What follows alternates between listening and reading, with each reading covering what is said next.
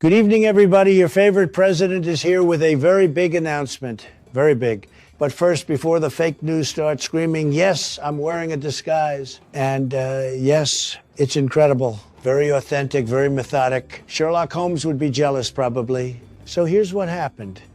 You may have heard about the scams, or as I like to call them, the Somali scams. Billions with a B stolen from the American taxpayer. Empty daycares, fake autism clinics, feeding our future. They say they weren't feeding anybody. Not a single child got a chicken nugget. They built a government for 18 million meals and served zero meals. I've thrown birthday parties with more food than these people distributed in 3 years. The whole thing's a disaster. And where did the money go? Great question. Maldives, private villas, overwater bungalows with infinity pools. They're popping champagne on the beach on your dime. By the way, texting each other saying you're going to be the richest 25-year-old, inshallah. 25 years old? I was still getting a small loan from my father at 25. These guys are buying Porsches, Lambos, Mercedes, $100,000 Mercedes, all with the help of a bunch of kids' lunch money, by the way. I mean, it's the greatest heist in American history. And half the time, the getaway car was a luxury SUV paid for by Medicaid.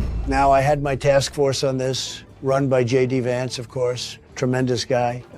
Very vicious when you need him to be. I said, JD, you got to be vicious. Vicious like they are. These are bandits, sandbox pirates, and crooks. Crooked like Hillary. Sorry, Hillary.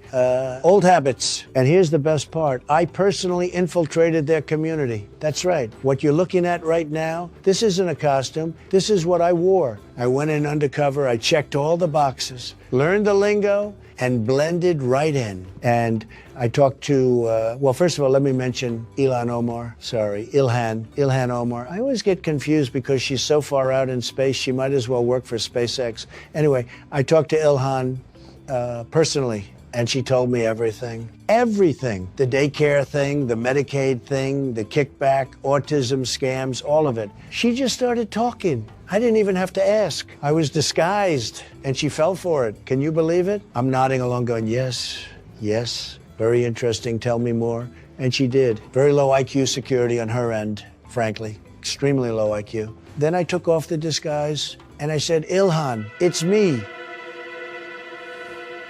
Your favorite president. The look on her face. I mean, nobody's ever seen anything like it, believe me. And by the way, the autism thing, we cured it. We figured it out. Turned out it was mostly the Tylenol. You know, the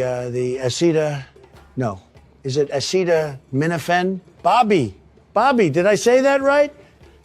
He says I got it right. Tremendous. Anyway, the point is, Maha and the team figured it all out, all of it.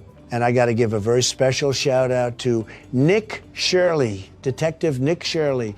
Some people call him a YouTuber, but I call him a patriot. This man went to Minneapolis with a hoodie that said Quality Learning Center because these geniuses stole $250 million and couldn't spell the word learning on the front of their own building. $250 million and no spell check. I said that to Nick. I said, Nick, how is this possible? And he said, sir, it's worse than you think. There are hundreds of these places, hundreds. And half of them are just empty rooms with a folding chair and a disconnected phone. Very sad, very criminal. And frankly, none of this would have been possible without Nick. Tremendous talent, sidekick energy, but main character results. I actually told him he could be my guy.